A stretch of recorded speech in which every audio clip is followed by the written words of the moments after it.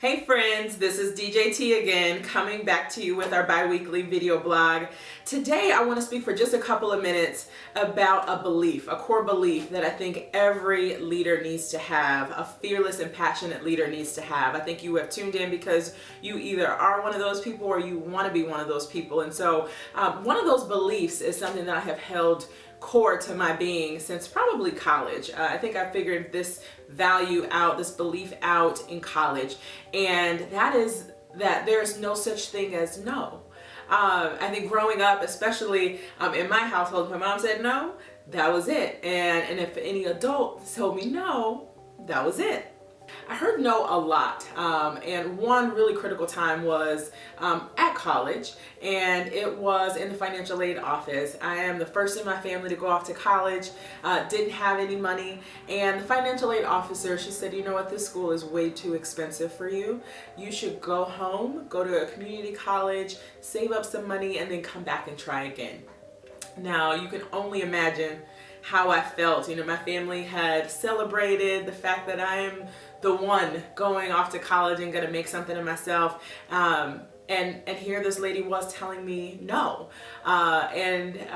After a lot of tears and a lot of praying and thinking, I had some very good mentors who said, no, we're not going to accept that no, and I'm going to help you to get to that yes. And I remember my mentor, my work study boss, he walked me over to that financial aid office, told me to sit down right outside the door. He went in, had a conversation, came back out, and lo and behold, I not only had enough to cover my tuition for that semester, but I had a refund check.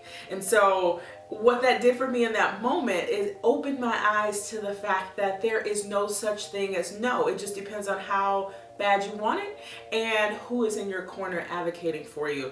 I'll fast forward a little bit to a professional experience. I happened to be in New York for work, and I had a really big meeting back here in Chicago that I could not miss. 20-some people coming for this high stakes meeting. My assistant informed me that my flight was canceled due to a storm and that there would be no flights or trains, buses, anything leaving out for the next 3 days, which meant that I would miss this really big meeting. Fast forward, point of the story is, after about 2 hours on the phone talking to managers and supervisors and anybody that I can get a hold of, I got that yes. And I was back in Chicago for that very high stakes meeting, and it was a success. And so I think that is just a real quality that we have to adopt if we are truly passionate about what it is that we are striving for. It helps that for those 4 years at college, I happened to go to a college whose motto was, I'll find a way or make one, right? And so it instills in you this hustle, this grind, the grittiness to make things happen. And so I'm grateful that I have that experience, and hope that you are inspired by some of those stories so that you too can continue to be a passionate and fearless leader achieving your goals too.